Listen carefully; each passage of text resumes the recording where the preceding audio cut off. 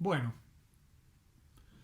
en esta tercera parte de la primer clase vamos a hablar de ese concepto no dicotómico de la teoría lingüística de Saussure, que es el valor lingüístico, que es el que nos va a permitir pensar, comprender cuáles son los aportes que va a hacer Hjelmslev a la teoría del lenguaje, que son aportes fundamentales para poder ampliar a una escala semiológica general estos primeros conceptos de la lingüística.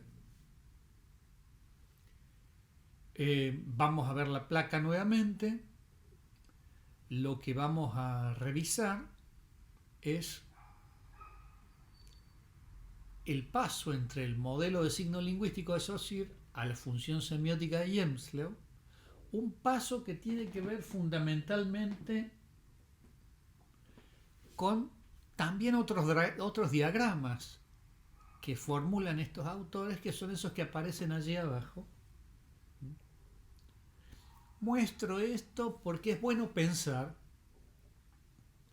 que uno conoce estas categorías, que uno es capaz de dar cuentas y de aplicar estas categorías en la medida en que sea capaz de explicar qué significan estos diagramas que estamos viendo ahora en este momento.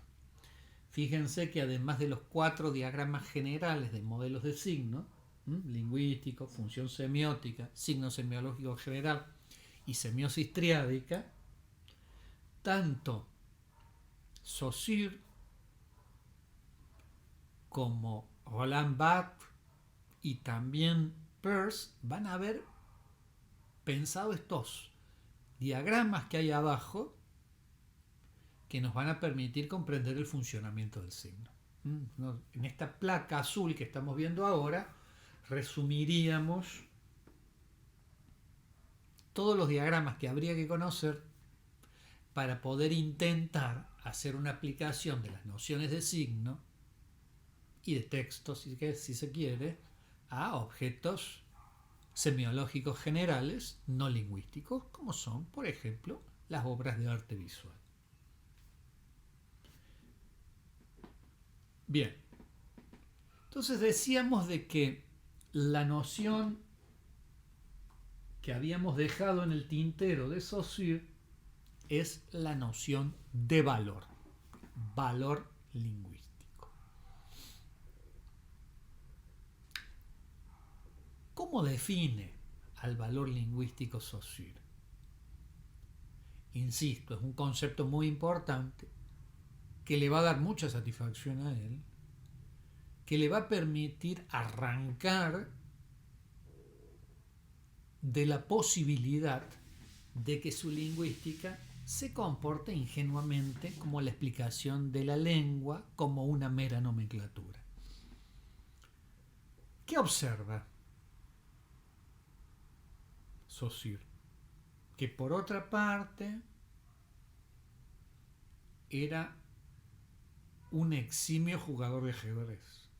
¿Qué observa Saussure? Lo primero que observa es que una cosa es lo que significan las palabras en abstracto antes de ser usadas, digamos, guardaditas en el diccionario, y lo que significan luego cuando son empleadas y aparecen en la oración dicha, rodeadas de otras palabras que se dijeron antes, que se dijeron luego, y de otras oraciones que se dijeron antes, que se dijeron luego. Saussure se da cuenta que hay un cambio, que es posible de que las palabras en el diccionario antes de ser usadas tengan un significado. Pero cuando son usadas, además de ese significado, adquieren una suerte de plus de sentido. Un extra de sentido al cual le podríamos llamar valor lingüístico. Esto pasa, por ejemplo, a lo largo de la cadena sintagmática, cuando una unidad, por ejemplo el sustantivo llama, aparece rodeado de otras unidades en el manual de instrucciones para usar correcta y seguramente un calefón. La misma palabra, si aparece al interior de la oración, Federico llama a Pedro cuando está asustado, ese cambio de contexto sintagmático, ese cambio de contexto lingüístico, la cambia de sustantivo a verbo. Pasa de ser la idea de una entidad a ser la idea de una acción. Y si aparece en el capítulo de fauna del continente americano, pues va a saltar a ser la idea no ya de una masa de gas incandescente que emite luz, el fuego del calefón, sino que pasa a ser un mamífero típico de la fauna americana. ¿Con esto qué quiero decir? Saussure observa que con el lenguaje pasa como con el ajedrez, que las piezas tienen un valor cuando están en la caja, que tienen un valor cuando están en ambas hileras al comienzo de la partida del ajedrez. Todos conocemos qué valor diferencial tienen. Hay unos que son los más rascas, que son los peones, y hay otros que son los más importantes, que están representados más alto, que es uno que no puede faltar porque se perdió la partida, que es el rey, y otra que es la que más agilidad tiene y más agresividad tiene, que es la dama, que son altos. Entre los más altos y los más chicos hay diferencialmente, están los obispos, que son los alfiles, están los caballos, están las torres y vienen los peones. Hay una jerarquía intrínseca, hay un valor diferencial, valen distinto esas piezas de ajedrez. Pero una cosa es en la caja y antes de comenzar la partida. Porque cuando comienza la partida, esas piezas van cambiando su valor según vayan posicionándose en el tablero, jugada tras jugada, entre las demás piezas. El buen jugador consigue que las piezas más valiosas queden encerradas y no valgan nada por varias jugadas. El buen jugador consigue de que inclusive las piezas aparentemente de poco valor adquieran en la partida ese valor y sean fundamentales para vencer al contrincante. Sintetizando, Saussure se da cuenta de que para establecer el sentido último de una unidad en el lenguaje, conviene esperar a ver esa unidad inserta en el contexto, inserta dentro de un texto y no aislada. En el diccionario posee significado potencial, pero a ese significado potencial se le suma un plus de sentido en el uso, en el contexto sintagmático. Ese es un aspecto del valor. El otro aspecto del valor tiene que ver con que, así como importa mucho de qué otras unidades se rodee una unidad en el sintagma para saber finalmente qué quiso decir este fulano,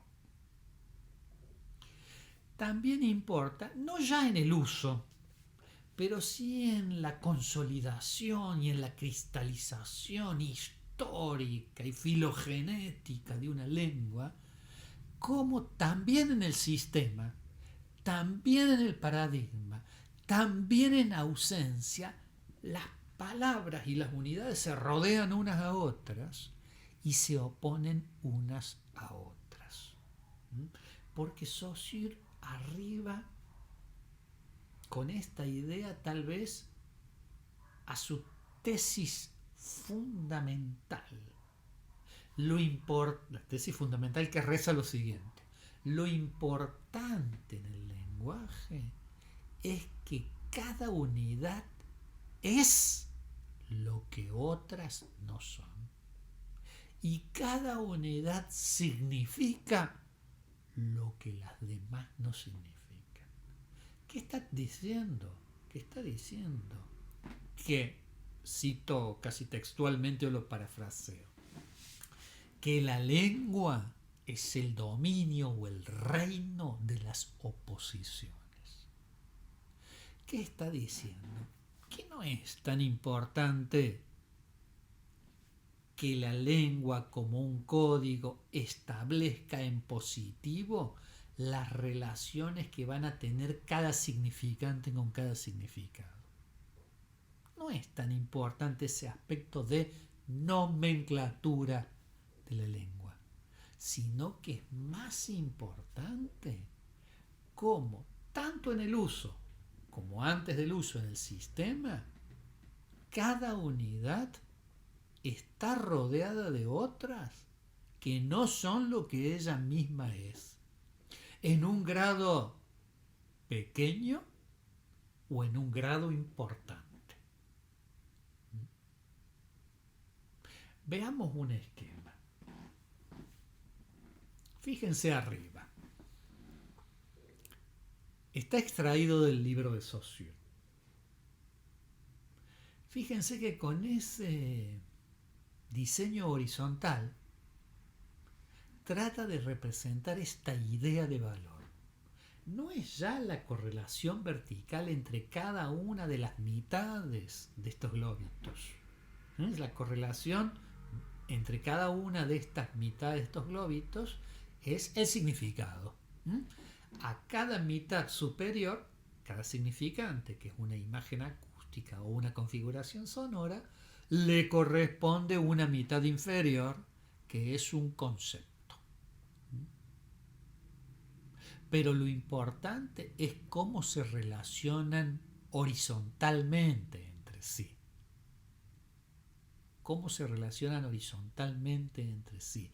O, digámoslo de otra forma, cómo cada unidad en el uso, en el habla, en la cadena hablada, es antecedida y sucedida por otra. Es decir, está inserta textualmente en un determinado contexto. Cuando a la hora de definir la noción de valor, Saussure toma una perspectiva económica, porque también el término valor existe en las ciencias económicas. Y dice Saussure, en el lenguaje, el término valor opera como en las ciencias económicas. ¿Qué quiere decir? Que el valor en economía se establece de una doble manera. ¿Algo vale en economía? Por aquello diferente con lo cual se puede intercambiar. ¿Qué estoy queriendo decir? Un botellín de Coca-Cola, que es un botellín de Coca-Cola, se puede intercambiar en un kiosco por 80 pesos. Es una medida de valor. 80 pesos, un botellín de Coca-Cola. Pero también podríamos decir, un botellín de Coca-Cola vale un poco más que una lata. un botellín de Coca-Cola vale 1,5 de Aquarius. Vale decir, el valor se establece por una comparación con lo semejante.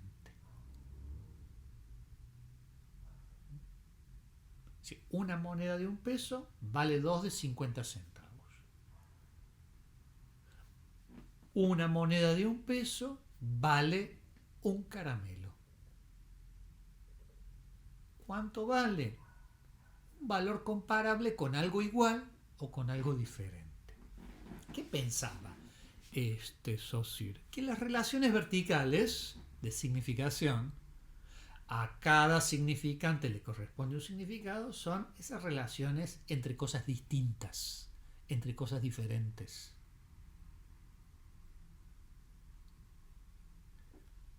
En cambio, la relación horizontal, globito con globito, unidad con unidad, es la comparación con cosas semejantes. Entonces, esto es importante, ¿no? Saussure, con esta noción de valor, piensa que lo importante en la lengua son las oposiciones, y esto va a valer para todos los sistemas semióticos. ¿Qué tiene de importante como sentido una obra de arte? En que es diferente al resto. Es diferente en poco a las que se parece.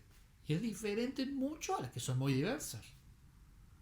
Y porque se parece y se diferencia a otras en mucho o en poco, significa algo diferente a las demás en mucho o en poco. Entonces lo importante es no la asignación o la correlación de sentido en positivo, sino las oposiciones en negativo. Esto es importante, esta noción de valor es importante, porque es lo que va a permitir comprender el funcionamiento de todos los sistemas semióticos, aun cuando no tengan el alto grado de institucionalización y prescriptividad del lenguaje. Veamos ahora el esquema que hay debajo, que también es otro dibujo muy conocido, muy utilizado del libro de Saussure de 1916. ¿Qué está representando este diagrama? Está representando, digámoslo rápido, después lo explicamos, está representando el sonido y el pensamiento en una situación originaria, ideal, anterior al lenguaje. Insisto, esto no existió porque la humanidad tuvo lenguaje antes de ser humanidad. Pero si tuviéramos que imaginarnos que podemos pensar y que hay pensamiento y que podemos emitir sonido con el aparato de fonación y que hay sonido antes del lenguaje y que nuestro sistema de fonación no es como es porque evolucionó en función del lenguaje y nuestra mente no es como es porque evolucionó entre otras cosas en función del lenguaje, tendríamos esto que nos muestra Saussure aquí. Una nube A, una masa informe A. ¿Qué es? Esa nube A es el pensamiento antes de la aparición del lenguaje. Antes de que tuviéramos palabras para diferenciar entre las distintas ideas, las ideas eran confusas.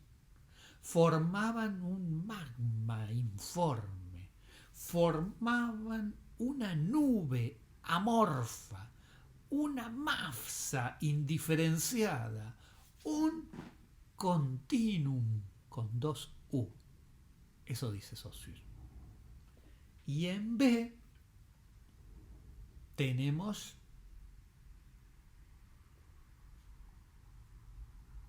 los sonidos que podemos emitir con el cuerpo, los sonidos que podemos emitir con el aparato de fonación, que antes del lenguaje formaban otra masa informe, formaban otro magma indiferenciado, formaban otro continuum. Pensemos qué sonidos o cómo son los sonidos que podemos emitir si nos proponemos emitir sonidos que no sean sonidos de una lengua, que no sean letras, palabras o sílabas de una lengua. Bueno, antes del lenguaje, tanto el sonido como el pensamiento constituían por separado una masa informe. Pero en este mismo esquema vemos con trazos verticales de líneas de trazos cortes. Esa es la tarea que produce el lenguaje. El lenguaje surge porque corta conjuntamente, corta, segmenta, talla, corta conjuntamente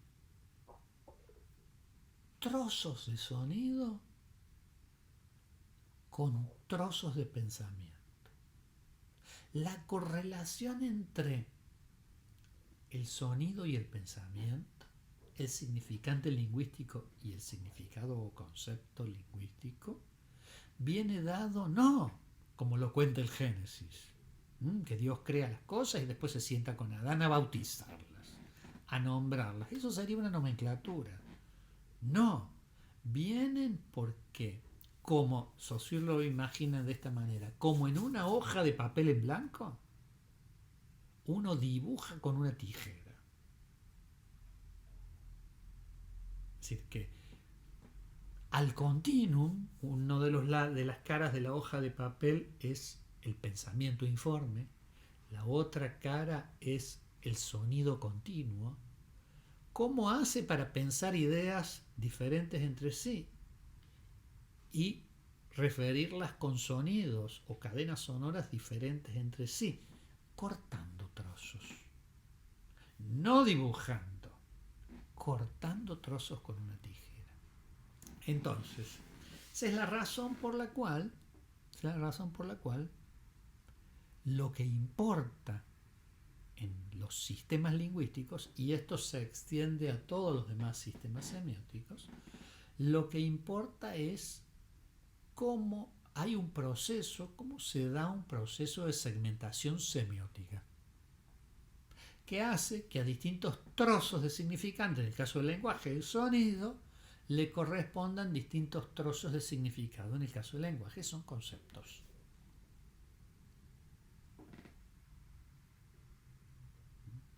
Y esto también, agreguémoslo, es la razón que daría cuenta de ese problema que se ha popularizado tanto en el mundo filosófico en los últimos años, los últimos 20 o 30 años, que es el problema de la traducción.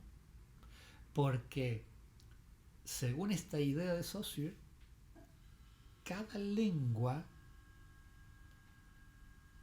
habría segmentado ambos continuums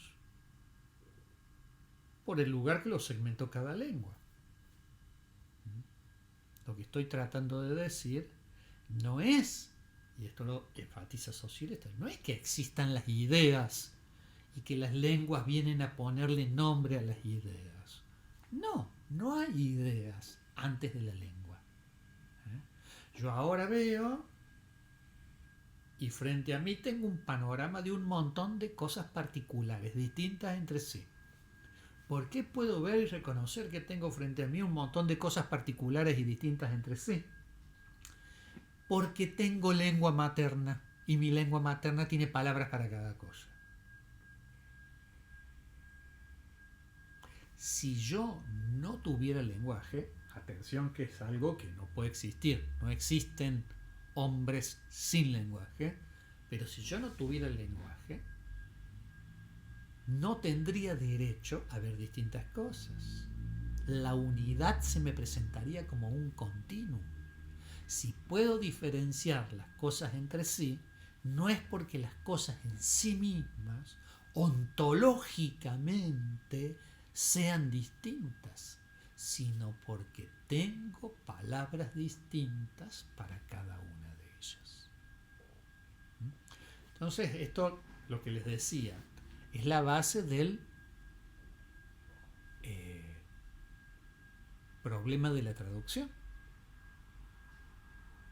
Sí, las distintas lenguas no cortan el continuum, ni el sonoro, ni el eidético, sí, ni el sonido fonable, ni el pensamiento pensable por el mismo lugar. De hecho, el término fish, por ejemplo en inglés, que significa pez, ¿significa pez o pescado? ¿Acaso los ingleses al pescado muerto que venden en las pescaderías lo llaman con el participio pescado? No. A las mamás inglesas no les importa que sus hijos aprendan la diferencia entre el pececito vivo y el pescado muerto. Además, hasta que la biología recientemente impuso el término cetáceo en inglés, cetacei, la ballena era el gran pez, porque la palabra fish incluye en el inglés no únicamente a los peces, vivos o muertos, sino que incluye también a los mamíferos acuáticos, es decir, a los delfines, a las marsopas, a las orcas, a las ballenas, etcétera, etcétera. Para peor, la palabra fishes en inglés, no se usa en ningún país de habla anglosajona, salvo en un porcentaje muy pequeño de la literatura, es decir, de la palabra impresa, de la palabra escrita. ¿Qué estoy queriendo decir? Que la palabra pez en castellano corta mucho menos ideas si corta una rebanada de ideas más pequeña que la palabra fish en inglés. Entonces, cada vez que un traductor traduce un libro de una lengua a otra, en realidad lo que hace es entenderlo en su lengua y contarlo en la otra lengua. Es interpretarlo y contarlo de la forma que él opine que es la forma más fiel posible. Pero no se trata que a las ideas les cambiamos el nombre de una lengua a otra, porque las ideas no existen antes de la lengua. Las ideas no existen antes de la lengua. Bien. Entonces estamos hablando de la noción de valor.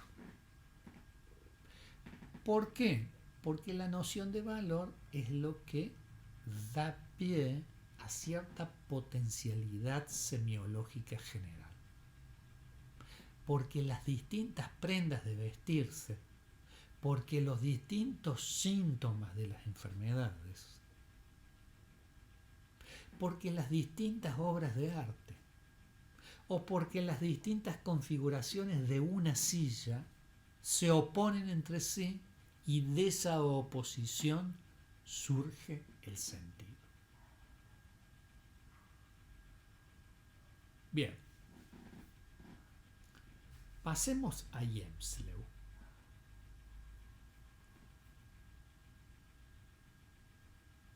Que reformula el modelo de signo de Saussure. Lo reformula y le llama función semiótica.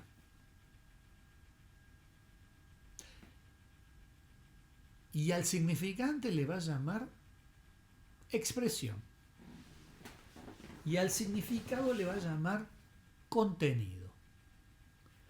Pero no se trata meramente de un cambio de designación, sino que en función de esta idea del valor formulada por Saussure, que digámoslo, es una idea extremadamente influyente. Cuando hablamos en la epistemología contemporánea de la doctrina de la inconmensurabilidad, si de la idea, esta idea la vamos a retomar a lo largo del curso numerosas veces, proveniente de distintas fuentes teóricas, pero la idea es la misma. La idea de que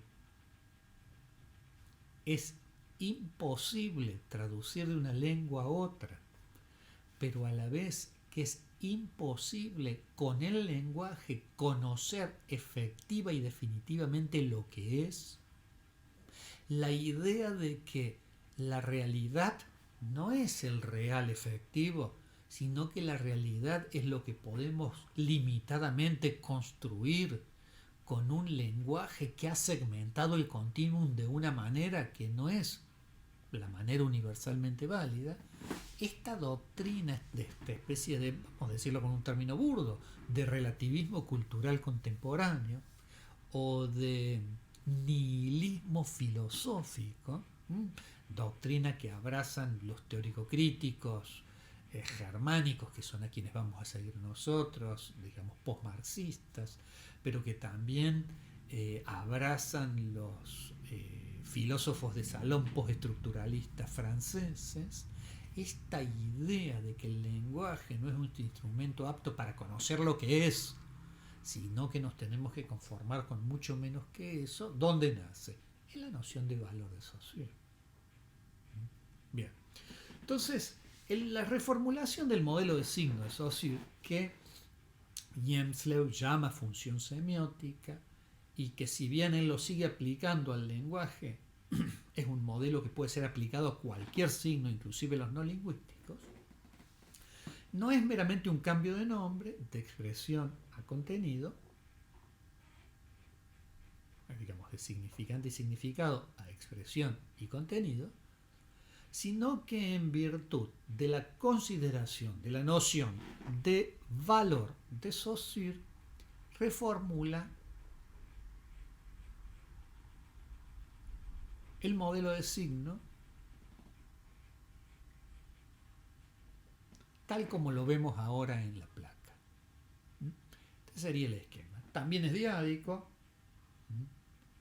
expresión y contenido, e introduce una nueva partición. A la expresión y al contenido, que Saussure le llamaba fases o caras. El significante y el significado eran dos caras del signo. A cada uno de estos dos componentes del signo, la configuración y la idea, Hjelmslev les va a llamar planos.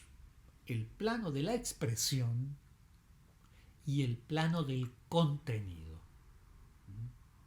Pero ¿en qué es importante este modelo de signo? Digamos primero lo general. Es el modelo de signo más abstracto que hay.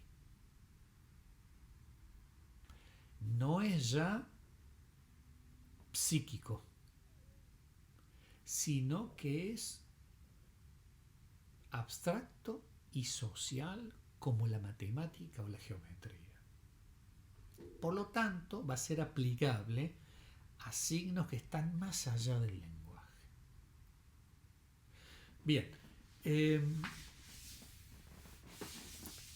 en este nuevo modelo, la expresión, el significante, ya no es el recuerdo de cómo suena o cómo hay que mover la boca y respirar para emitir una unidad.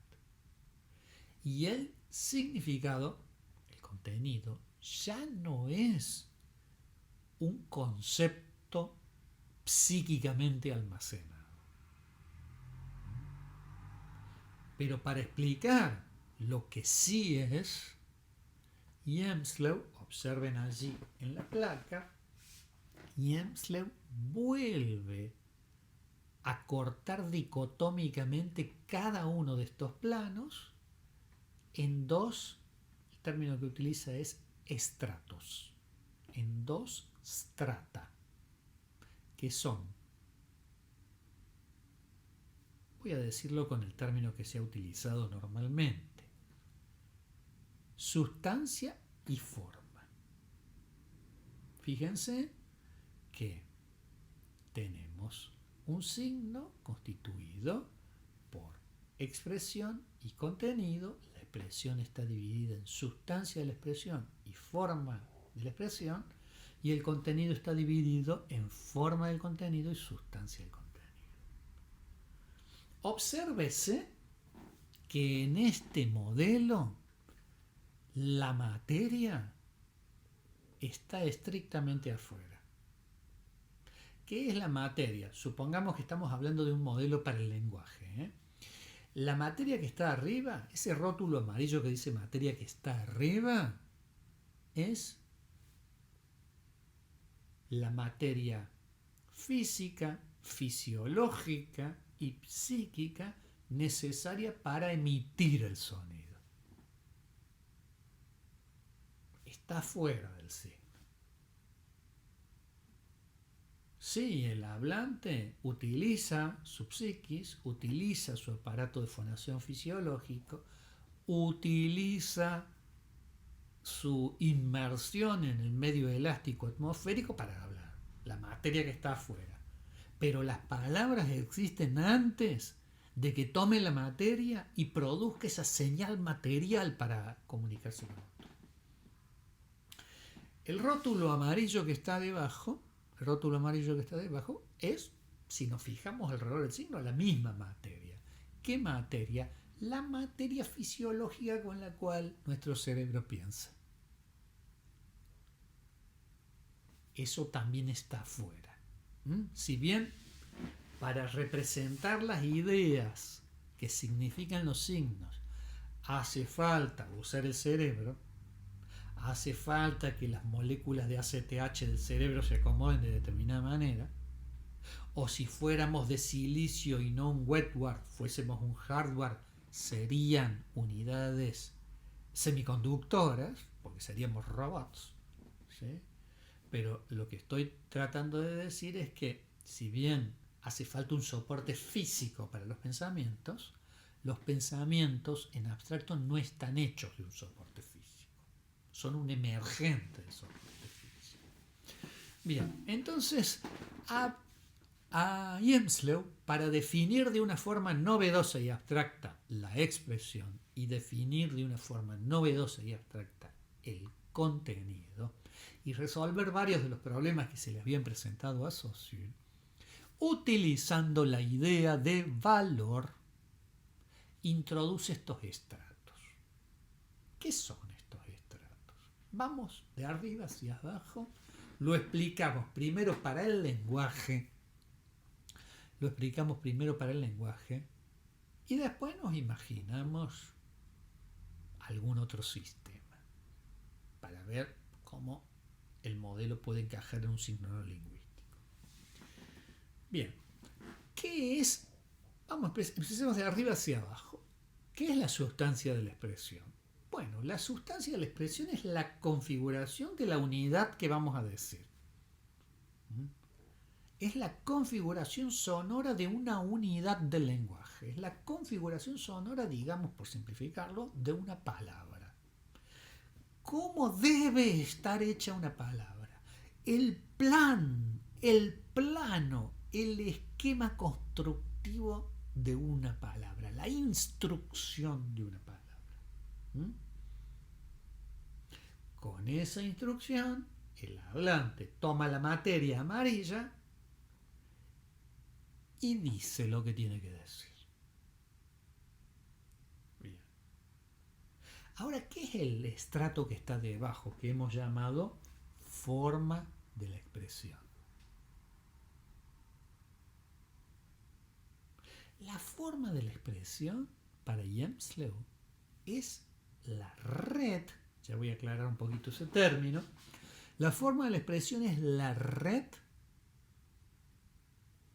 de oposiciones de todas las unidades proferibles en la lengua en la que hablamos. La sustancia de la expresión es una, la que vamos a decir. La forma o red de la expresión es la totalidad en sus conexiones y oposiciones. Es una red, un plexo, del cual un nudo de esa trama, del cual un punto o unas coordenadas de esa red corresponde a la sustancia de la expresión de la palabra que queremos decir. O sea que cuando seleccionamos una palabra para decirla, esa selección la hacemos de esa red. Fíjense que la idea de forma de la expresión es bastante parecida a la idea de paradigma de Saussure. La forma red son todas, la sustancia es una posición dentro de esa forma red. Ahora, ¿qué significa esa palabra que decimos? Lo que está abajo, la sustancia del contenido. Dice Jemsler, la sustancia del contenido es el aspecto nocional de una palabra. Es lo que significa. ¿Sí? Ahora, ¿cómo sé lo que significa?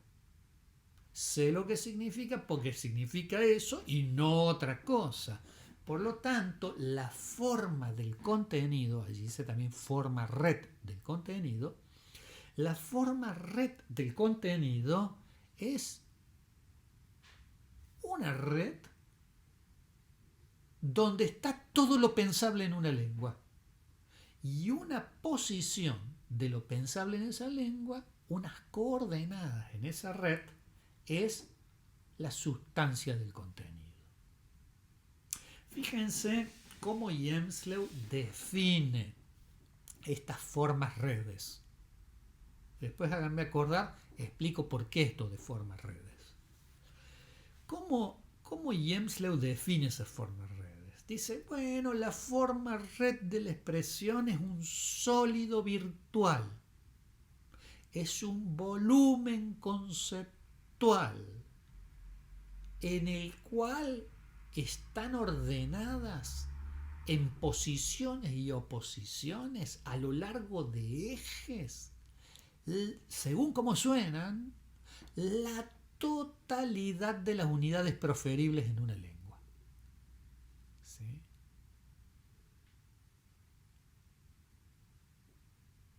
Bota debe estar cerca de botón, cerca de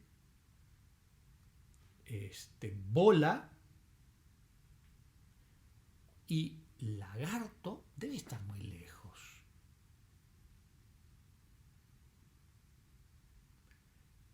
Y silbido debe estar muy lejos. ¿Cómo están acomodadas en esa forma red de la expresión las unidades lingüísticas? Por semejanzas y oposiciones. ¿Pero por semejanzas de qué? ¿La letra con la que empiezan? ¿La cantidad de sílabas? ¿La ubicación del acento entre las sílabas? ¿La aparición estadística de distintas letras? Bueno, todas las formas posibles. Nadie ha dicho de que es un espacio tridimensional. Esa forma es un sólido virtual de múltiples dimensiones donde están todas las palabras decibles en una lengua acomodadas de todas las maneras posibles. ¿Sí? Como abajo está la forma red del contenido. ¿Cómo lo define Jemsler a la forma red del contenido? Es un sólido virtual, es un poliedro conceptual, es un volumen dentro del cual una comunidad ubica todos sus conocimientos pensables sobre el universo.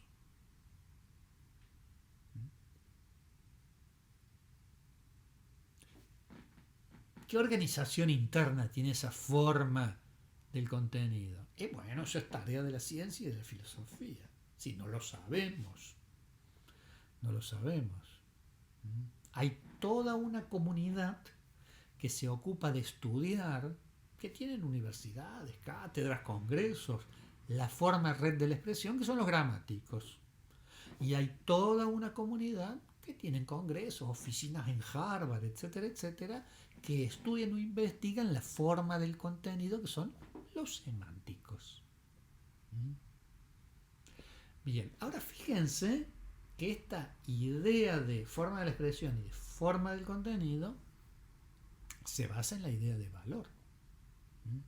Es como si cada unidad, todo este globo es una unidad lingüística, cada unidad lingüística tuviera dentro de sí una especie de DNA que dice que es lo que es porque no es todo el resto. Por decirlo de una manera un poco simple, y hasta les voy a mostrar una placa, diríamos que la forma red de la expresión y la forma red del contenido es la misma de cualquier palabra, de cualquier unidad, de una misma lengua. Y que las distintas sustancias son distintas coordenadas en una o en otra forma. Bien, entonces, ¿qué estaba tratando de decir cuando sugería que esto servía para el mundo de la significación no verbal? Que todos los sistemas funcionan con posiciones, que son las sustancias, que son ubicaciones dentro de distintas coordenadas en tejidos, que son estas formas redes. Antes aclaremos un poquito lo de forma red. Por este mismo problema de la traducción, cuando escribió los prolegómenos a una teoría del lenguaje, Hjelmslev tomó una palabra danesa, del danés, y le llamó esa palabra de la expresión, esa palabra del contenido. Ahora, si bien nosotros aquí en el castellano tenemos muchísimas palabras para mencionar las redes, ¿no? Dice red, tejido, plexo, utilicé yo recién, farsa, parra, parrilla, grilla. Ahí van como 8 palabras donde claramente lo que significan en castellano es red. Los daneses no tienen palabra para decir red.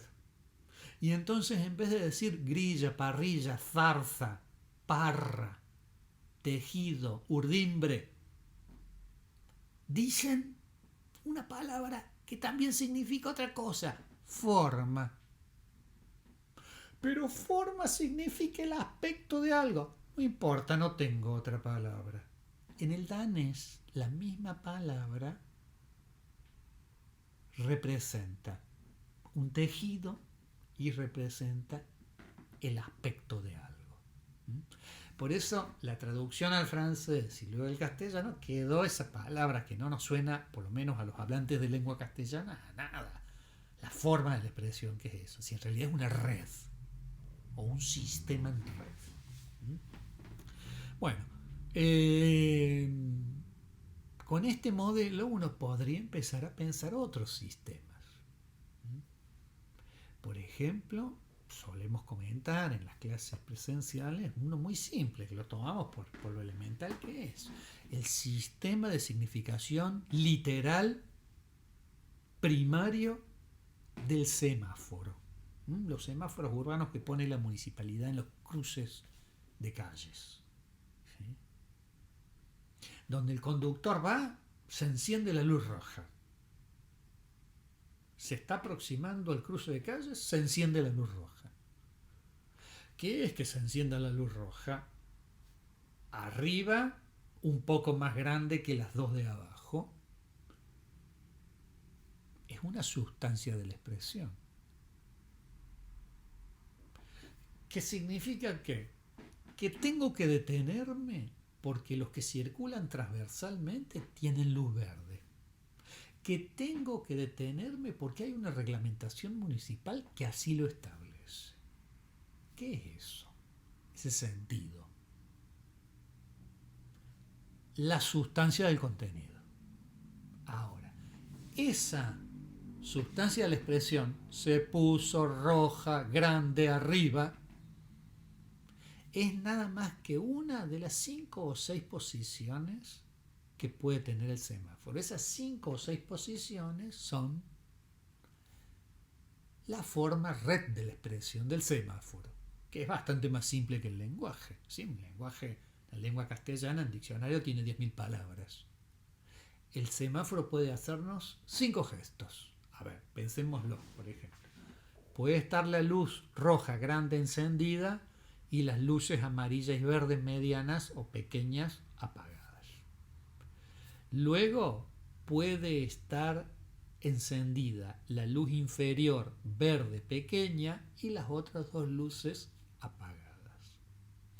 Puede estar la luz central pequeña amarilla encendida y las otras dos luces verde y roja superior e inferior apagadas. Ahí van 3 posiciones. Puede estar la roja parpadeante, 4. Puede estar la amarilla parpadeante, 5. Puede estar todo apagado, 6. Y no puede hacer más nada. Esas 6 posiciones constituyen parte de la forma de la expresión del semáforo. ¿Por qué digo parte? Porque también debería haber una especie de sintaxis, porque una forma red de la expresión también debería explicarnos cómo se relacionan entre sí. O sea que tendría que tener alguna indicación que diga del rojo pasa al verde, del verde pasa al amarillo y del amarillo nuevamente al rojo. El rojo parpadeante no se une con ninguna otra. El amarillo parpadeante tampoco y todas las luces apagadas también es independiente, ¿no? Todo eso es la forma de la expresión. Que esté la luz roja, la luz amarilla, la luz verde, la luz amarilla parpadeante, la roja parpadeante o ninguna encendida son las 5 o 6 sustancias de la expresión que tiene el sistema del semáforo. ¿Cómo es la forma del contenido? La forma del contenido es básicamente tripartita. El semáforo nos dice: métale, siga, que le estamos cortando el tráfico transversal cuando se enciende la luz verde. Deténgase porque estamos habilitando el tránsito transversal cuando se enciende la luz roja. Y preste atención y vaya con precaución cuando se enciende la luz amarilla, cuando parpadea la roja, cuando parpadea la amarilla o cuando está todo apagado. Por lo menos por 4 razones distintas. Porque va a venir la roja, porque cuando está parpadeante es de noche y si paras te van a saltar. Si está rojo, tenés más cuidado porque la transversal es más complicada. Si está más amarillo, metele nomás porque la transversal no es tan complicada. Y si está apagado, no te pares, pero anda con cuidado porque no funciona el semáforo. Todas esas posiciones constituyen la forma red del contenido, del cual uno es detente. Hay formas redes no lingüísticas más simples. El olor a gas. El olor a gas es un signo que aquí en la Argentina lo inyecta, un signo odorífero que lo inyecta la compañía de gas en el gas, porque el gas natural no tiene olor. Según una ley, por una cuestión de seguridad, se le exige a los distribuidores de gas darle olor feo al gas. Entonces, ¿cómo es la forma red del significado del sistema del olor a gas? ¿No? Cuando uno vuelve a la casa, ¿no? Abre la puerta y huele. La forma red es muy simple. No hay en un extremo, hay mucho olor a gas. En el otro extremo hay distintos grados de olor a gas entre una cosa y la otra. Esa es la forma red de la expresión del olor a gas. ¿Cuál es la forma red del contenido? Estése tranquilo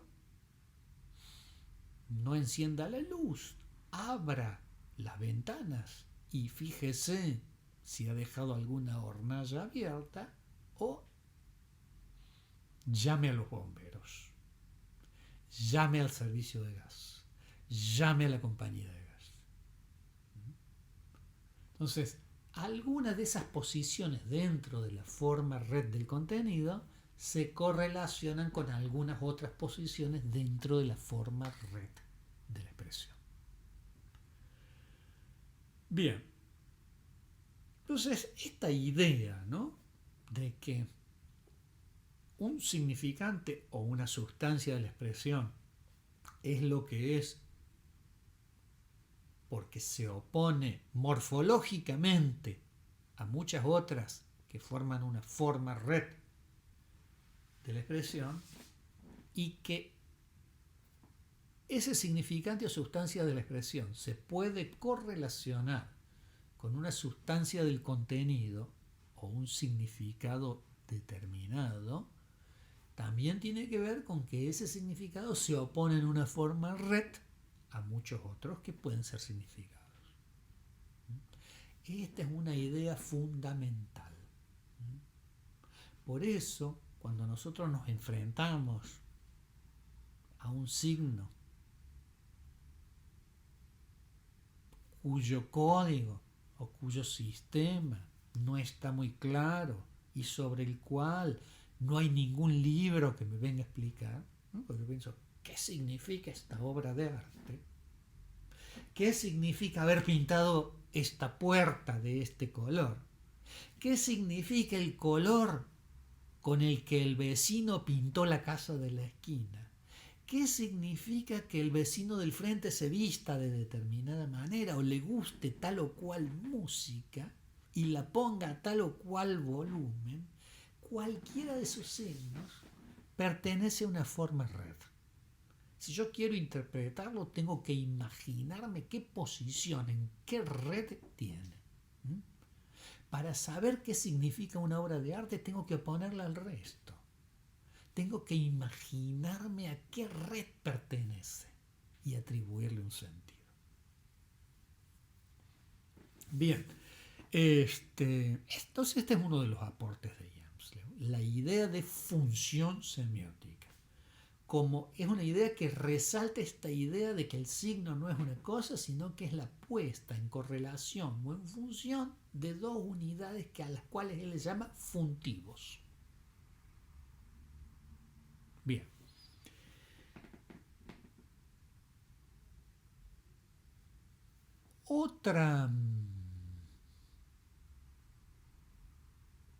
Otro aporte muy importante de Hjelmslev a los estudios semiológicos generales, podríamos decir, aunque insisto, él hablaba originalmente sobre el lenguaje, es la idea de que puestos a funcionar los signos entre los demás signos, van cambiando de sentido. No quedan anclados en los distintos contextos en que pueden ser utilizados, no quedan anclados a su significado primario básico, a su significado literal básico. Inclusive pensó, tal vez no exista ese significado único básico. Tal vez el diccionario puro realmente no exista. De hecho, nosotros vamos a comprar un diccionario de librería, e inclusive el más pequeño que compremos, el más de bolsillo que compremos, el más barato que compremos, no es un diccionario puro, es un diccionario enciclopédico. ¿Qué quiere decir que sea enciclopédico? Pues que no trae una sola definición de cada término, sino que trae varias. E inclusive viene con algunas anotaciones que dice en qué contexto debe utilizarse esa palabra para que tenga tal o cual sentido. Por ejemplo, si buscan en un diccionario cualquiera, una palabra cualquiera, digamos la palabra palo, ¿sí? Por hablar una palabra simple. La palabra palo, literalmente el significado número uno de unos 10, 12, 13, 14, 15 significados distintos que trae el diccionario. La palabra palo significa literalmente, voy a usar un sinónimo, vara. ¿Por qué? Porque la definición básica diccionarial básica de la palabra palo es trozo de material, generalmente de madera, mucho más largo que ancho,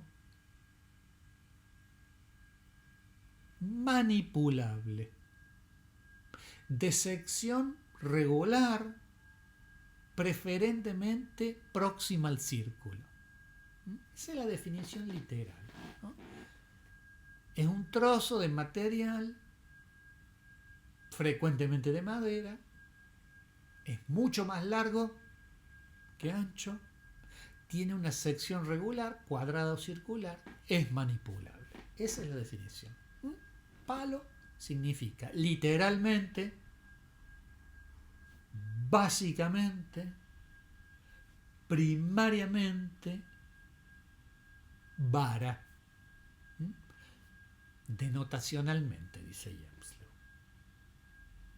Significa denotacionalmente el primer significado, el más puro, el diccionarial. Trozo de material, generalmente de madera, más largo que ancho, de sección regular, generalmente circular, manipulable. Muy bien.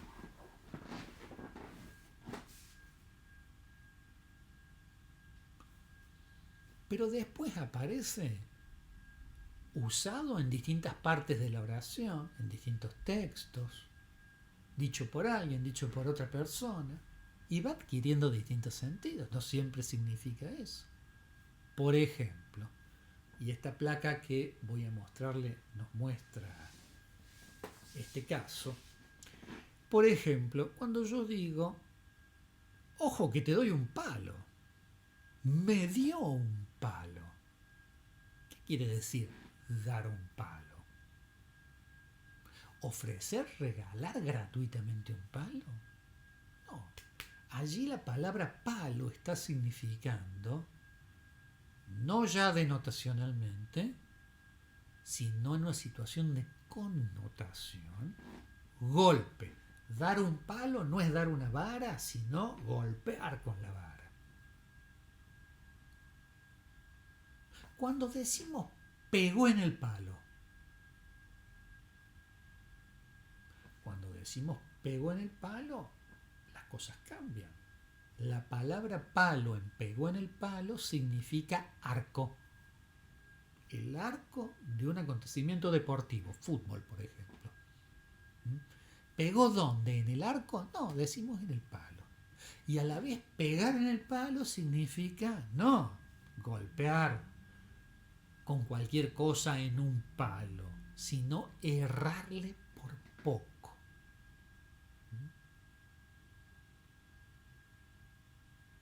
Y en algunos lugares hablan de tomarse un palo. ¿Qué es tomarse un palo? Una bebida bien fuerte. Y a algunos sujetos en algunos países y en algunas regiones se les dice ser un palo. ¿Qué es ser un palo? Ser un testaferro. Estar parado. En fin. Entonces, ¿qué descubre James Lowe?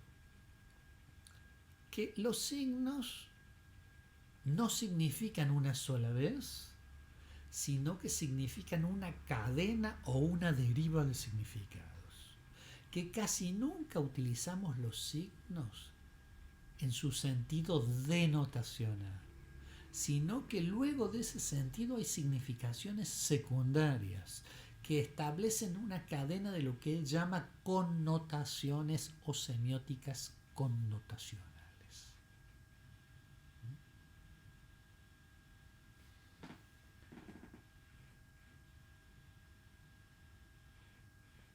Miremos, por ejemplo, una parte del término palo en su deriva.